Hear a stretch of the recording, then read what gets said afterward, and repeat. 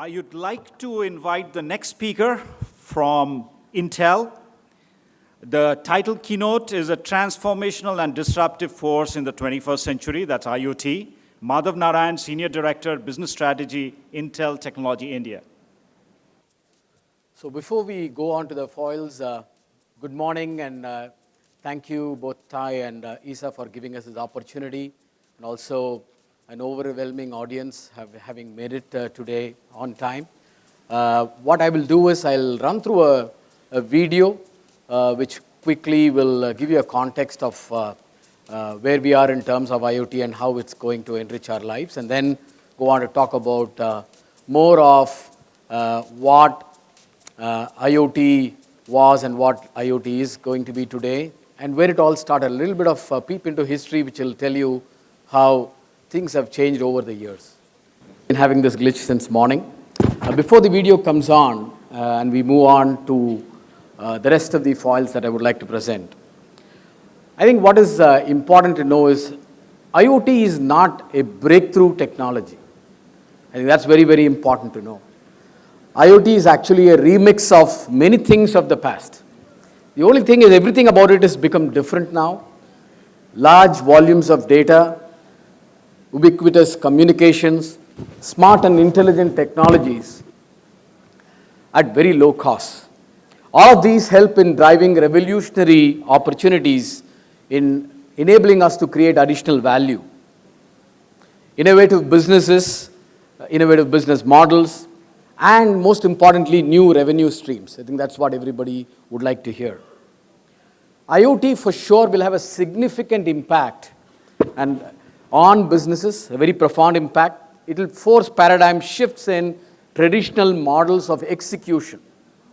So this is very, very critical and important to know. Innovation obviously will lead to customer value.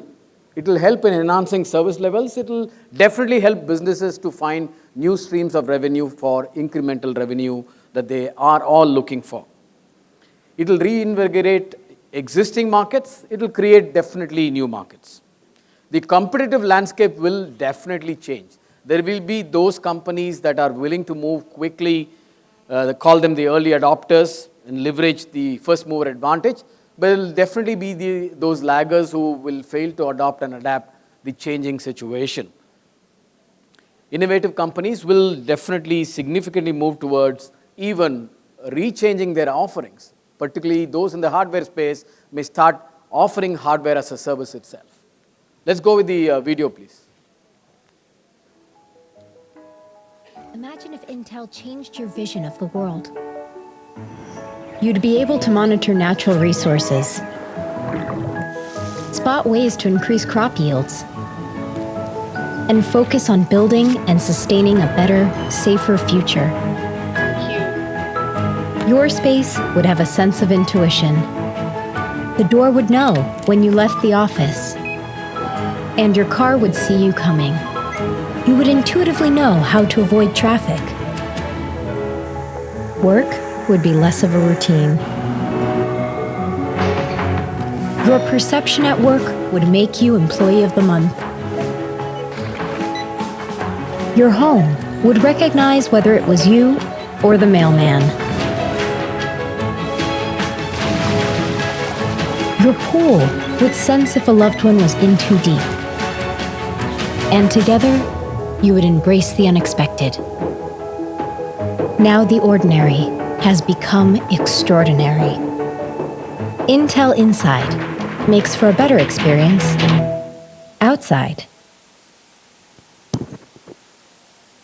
So could we go to the foil set, please? Imagine if... So as I mentioned, IoT is not, can we go back?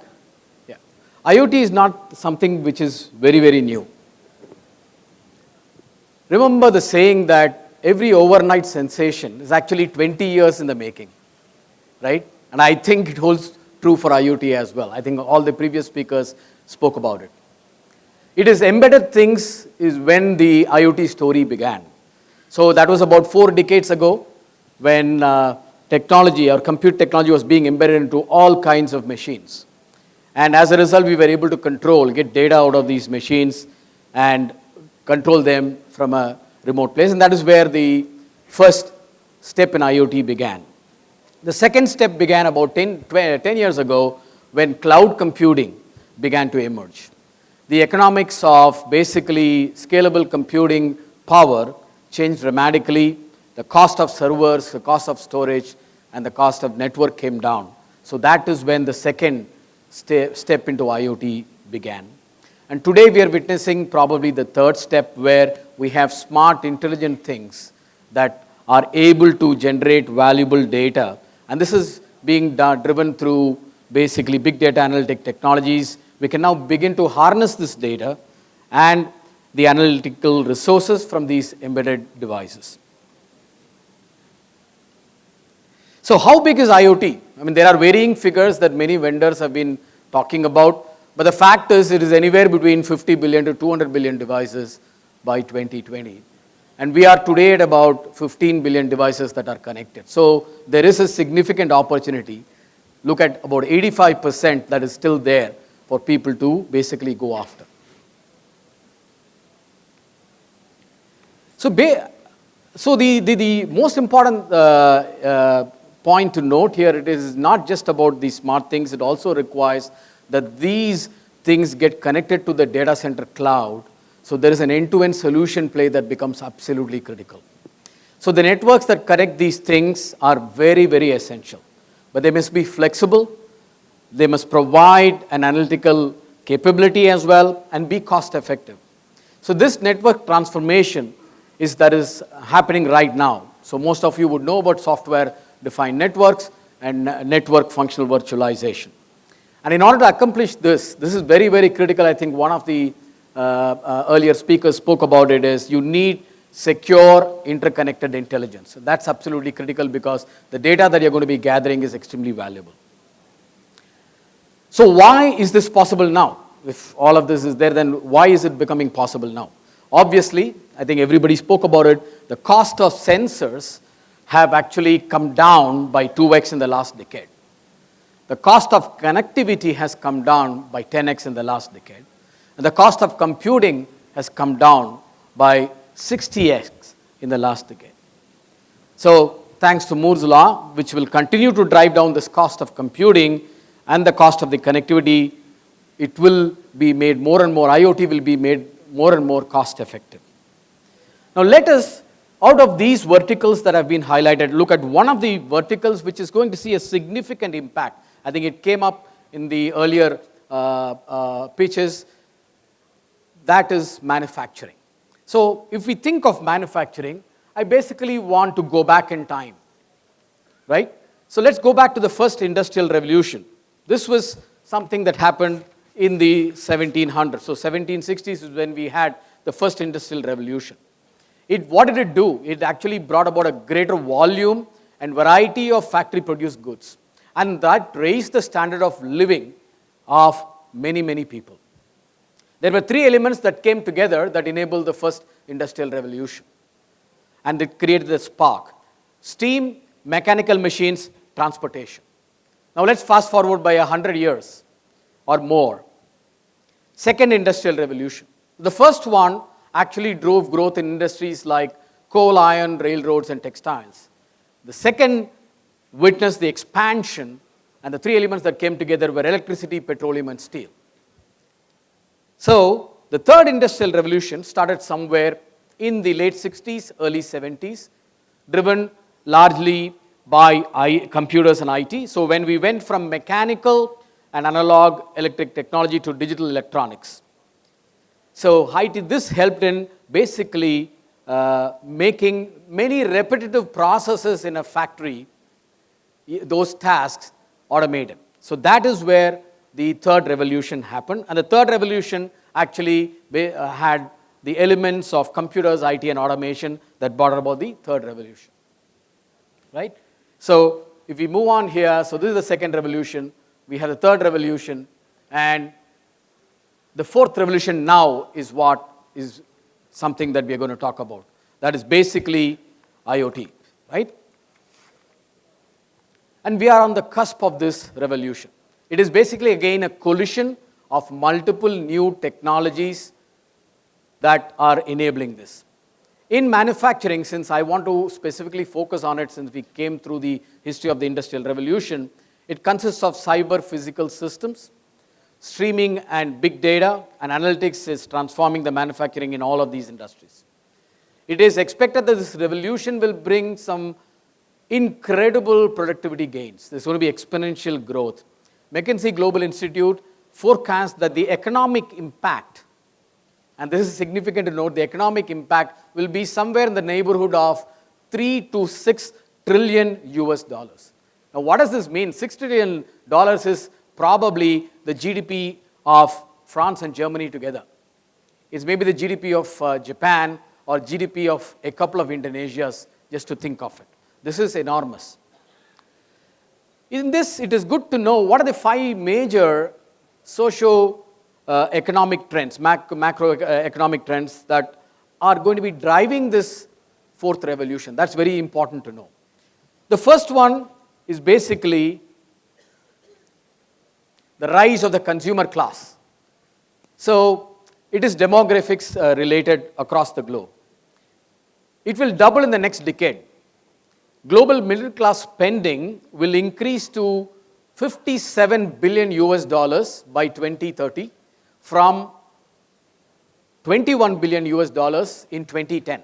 So that's a significant rise of the consumer class. Now, what does this mean? Obviously, from a manufacturing perspective, there will be a need for intelligence that will be able to raise the capacity to meet this surging demand. Right? So this is the first trend. The second trend is rise of automation in emerging markets. Right? So obviously, most of you would have known by now that the labor costs in emerging markets is on the rise.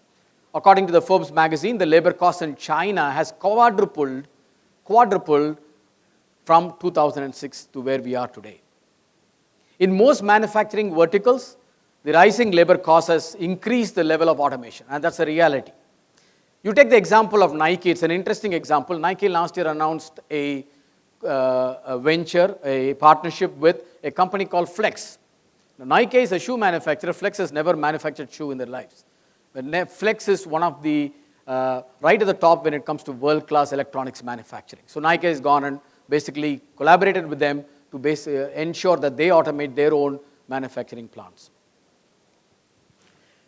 The next macro trend will be mass customization. So the demands of the consumers, now as the consumer class is growing, but the demands of the consumers are increasing towards customization. More and more consumers and businesses are requesting customized solutions. Over the last few years, for example, 3D printing, which initially started off as potential consumer intercept, has gone and found its way into the factories right now. Okay? And a couple of examples I can give you is GE already is manufacturing certain aircraft parts using 3D printed parts. Right? Now you take the same Nike example. Nike and Adidas are already contemplating using probably the next best shoe to be printed from a 3D printer. So mass customization is another interesting trend. And then obviously, not to forget the increasing environmental regulations, right? So there is increased regulations that is focusing on manufacturing plants. So one study that was done in the US basically has put the cost of implementing these regulations in the US is roughly 21 billion US dollars. And that's about almost 8.8% of the profits of these manufacturing plants. So that's another trend that is definitely going to be playing a role in the fourth industrial revolution. Finally, the final trend, which you would basically be able to connect to, is that there is an aging workforce. And that is something everybody knows, right? But modern manufacturing entails considerable amount of interaction with advanced technologies, software, and interesting applications that require a very diverse and educated skill set. It's already been basically surveyed and presented that there could be a potential gap of 10 million jobs at manufacturing plants which require skill set enhancing. Right? So these are the trends that are going to be driving the fourth industrial revolution, which is IoT. And then I come to this interesting slide. I think most of you would know about it. I draw a parallel to the growth of the internet and what it did to some very, very successful businesses. Because when it went mainstream, it disrupted, right? It revolutionized some very, very successful industries. You take video rental, Netflix. So the last of the Blockbuster stores actually was closed in 2014. Uber in the taxi industry as an aggregator, right? Most of you would know Yellow Cabs in San Francisco has already filed for bankruptcy, right? And Uber operates now in 67 countries, is valued at 62.5 billion US dollars.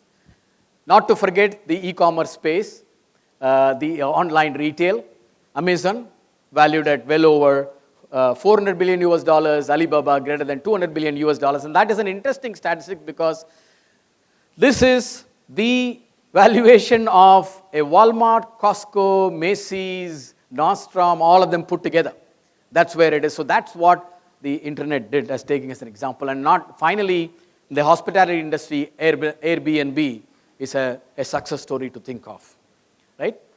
So I leave you with a slide looking at how big the IoT revenue looks like as near as 2017 across various verticals. There are certain verticals which would have a significant impact, one of them being manufacturing, retail being the next, insurance. So there are a few clearly called out verticals where the IoT impact is becoming compelling and is going to start generating revenue. So those of you looking at the business piece of it, there is something to really, really think of and also be happy to know that there are opportunities that are there very much. So I'm sure most of you will be excited about the fourth industrial revolution because it is going to grow businesses. It will grow our businesses over the next decade that is to come. But let's come back to quickly what I wanted to talk about, right? Which is how do we look at the Internet of Things as a transformational force? So I spoke about various verticals and different verticals where there would be significant impact that is being created. So I've listed down a few of the verticals where this impact will be significant. So you take healthcare. So obviously the disruption in healthcare will be being able to do remote diagnostics, right? So you can actually sitting and very relevant in a country like India, where how do you ensure that a person in a far off rural village is able to monitor some of his parameters, and that gets connected over the connectivity or the transport medium, goes to a back end where it is analyzed and is at least advised what he whether he's fine, he's okay, or he has to consult with a doctor or go to a hospital. So healthcare is one space where it is becoming very, very compelling. The second space will be basically in the area of retail, which I already spoke about, right? One of the, there are many use cases, but one will be in the area of inventory management, right? To avoid stockouts. Many of these are current problems faced by a variety of retailers. In India, particularly, last mile connectivity becomes another issue to make sure that you meet your delivery SLAs. So this is going to help retailers, impact them directly in terms of able to scale missed revenues because of inventory not being available. So that's another vertical where this becomes very, very important. Transportation and logistics is a no-brainer.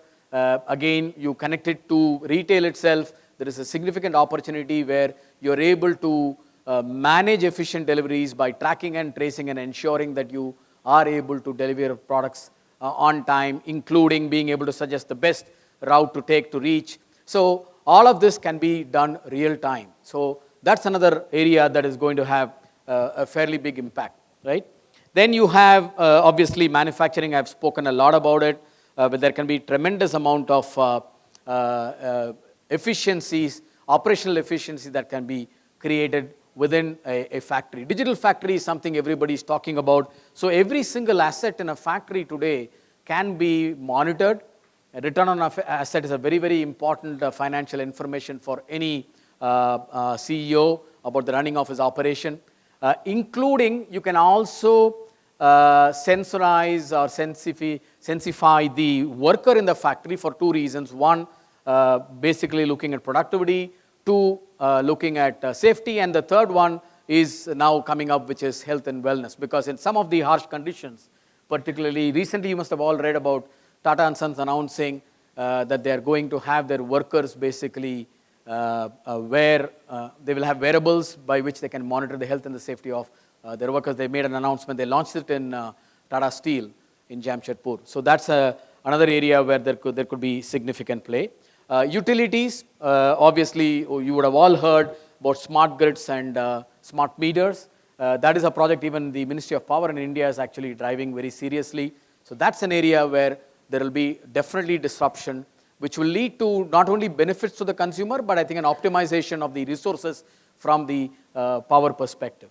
Last but not the least, insurance is going to be again an area where there can be some fantastic disruption that will enable basically customers paying lesser premium and insurance companies actually being able to expand their length and breadth of customers, right? So those are the basically, I would leave these as thoughts out here, but definitely if you look at the global marketplace, some of these verticals already have started moving and implementing these technologies and have been able to realize definitely some benefits out of this. So I think in the last two speakers did mention quite a lot. I think in the IBM speech, I think Shalini talked about customer experience. What are the IoT levers that unlock value? If you look at customer experience, some study has already been done. The customer experience can unlock a value worth $3.7 trillion US. Just that one area is be able to unlock that much of value. If you take innovation, it can unlock $3 trillion of value. Supply chain logistics, again, 2.7 trillion. Productivity, 2.5 trillion. And asset utilization. That's becoming the talk of most of the manufacturing players. That can unlock a value worth about $2.5 trillion US. So that's the kind of disruption that is going to be seen in the coming decade. So IoT will be definitely a transformational force. So if you look at basically this slide, it talks about basically the new business models, but fundamentally, if you talk about new business models, it's about building aggregated value for the customer. That is what the core of it is. It is intelligence that is there everywhere, which is in this connected world, and that is all about convergence of the, as I mentioned, the physical and the digital world data. I think that is number one. Number two is using the mobile and social technologies that are available today. Three is linking people. I think it came up in the Accenture presentation also. It's people, processes, and machines. I think that is absolutely critical. And then the hardware, software, data, network, managed services, etc. So that is what this whole IoT value creation is. What will it do? It will basically, as a first step, enable you to get real-time information. Right? This real-time information becomes very critical to CEOs of organizations to take some well-informed decisions or better decision making. That is what basically the new business models should basically drive. And going a little deeper into real-time information, social networks and connected products, what do they drive? They drive new models of collaboration. I think that's very, very critical. Collaborative models will start emerging. That's important. And we will talk a little bit in the next slide about that. Obviously, I mentioned about decision making. And then when you look at the networks help in integrating the knowledge, right, amongst the people, the things, and the info systems or the IT systems that are available. That will enable, create awareness. It will help in creativity or creating new value. It will help in decision making. And hence, the solutions that you'll be able to offer will become value rich. They'll be much higher value. So this all means that you will soon see new value delivery methods. That will start coming up. This will drive the development of the new business model. So the value delivery method will change, which will drive new business models.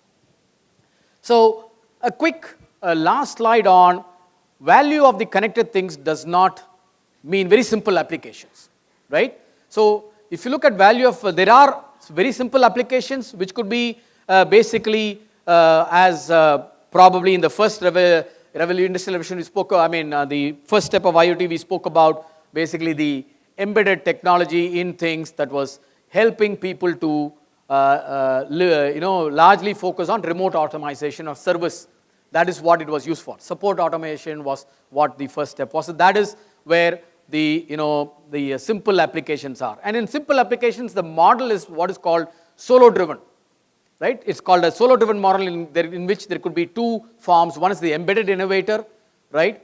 And the other one is basically a systems professional. So the embedded innovator is a simple support automation, largely focused on remote automation.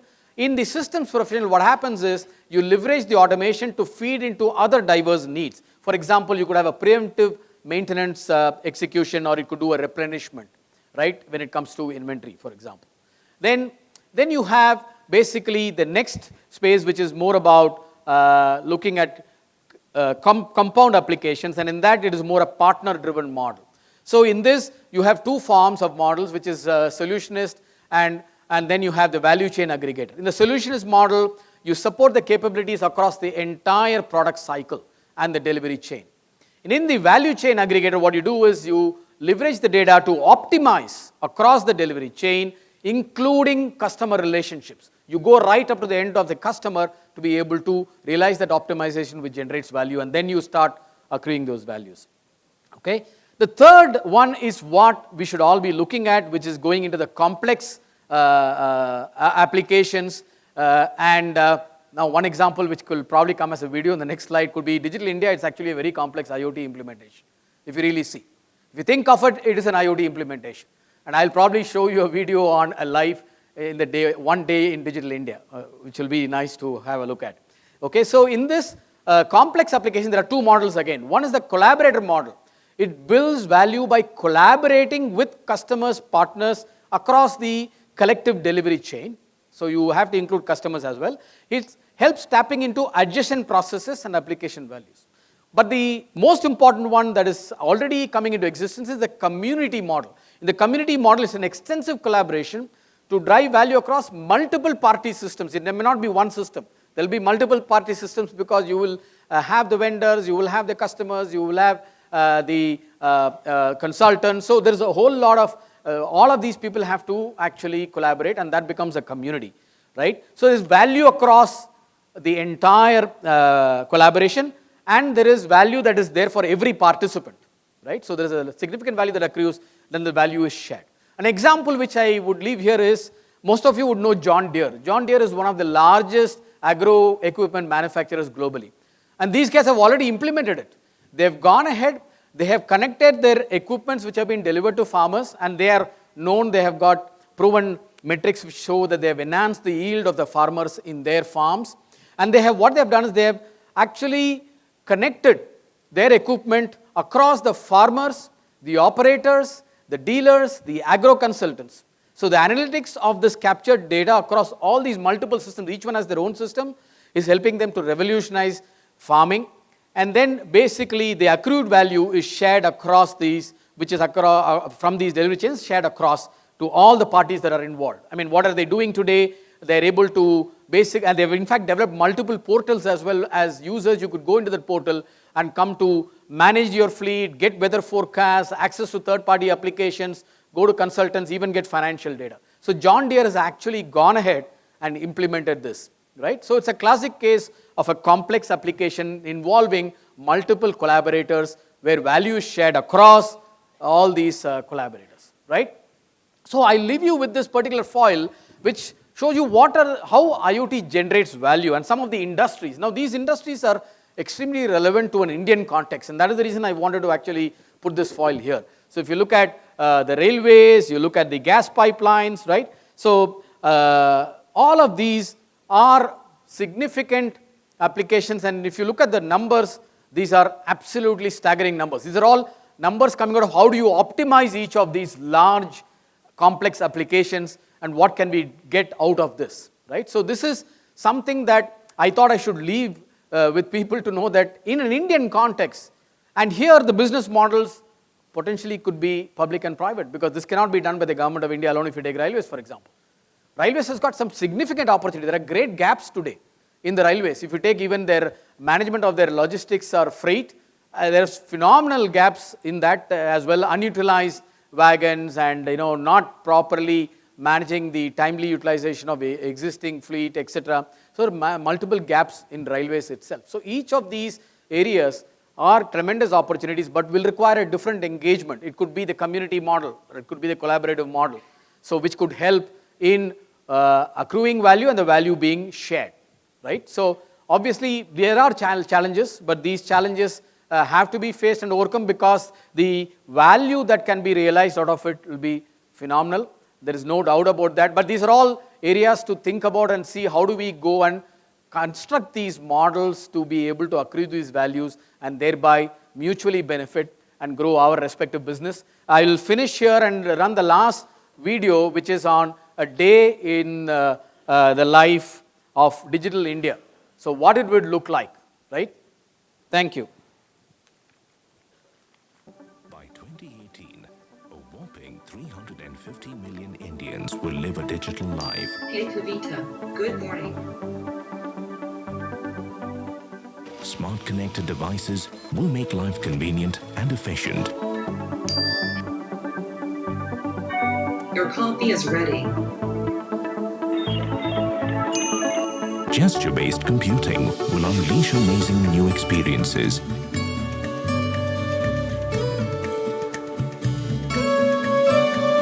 By 2025, technologies like the cloud and real-time analytics will help 22 million farmers increase their yield ranging from 15% to 60%.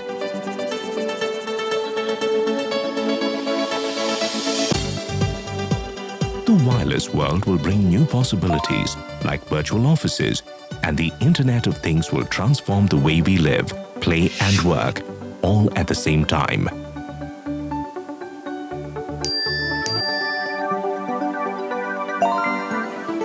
Hi, Kavita. Good morning, Mr. Shastri. Can we discuss the deal? Sure, Should we close it at 80? sounds good.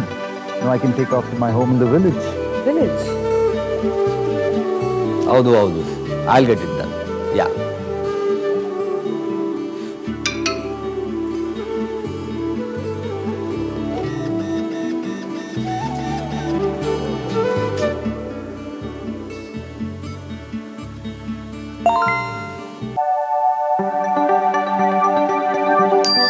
It's lunchtime.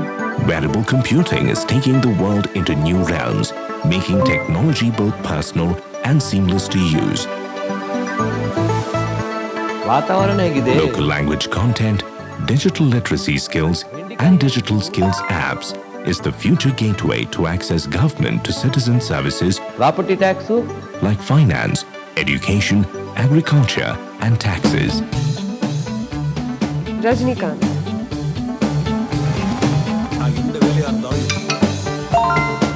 Hey, don't forget our party tonight. I still don't know what to wear. Don't worry, you look gorgeous. Powered by technology, e-tailing will help define one's personal grooming and fashion statement.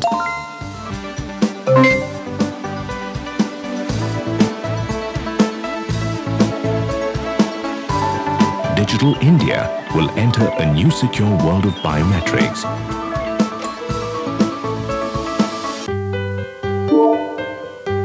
Where would you like to go? MG Road? Your normal route has traffic. Suggested route is 3 km more in 5 minutes longer.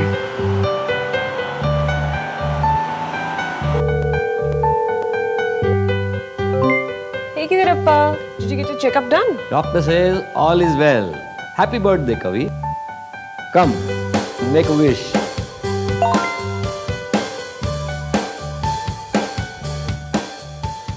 Thanks, Appa. I'll speak to you later. Love you.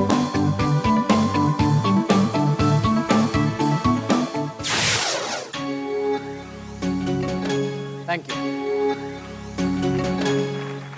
Thank you. By 2018, Could I request Sanjay to come on stage and give him a memento to Madhav, please?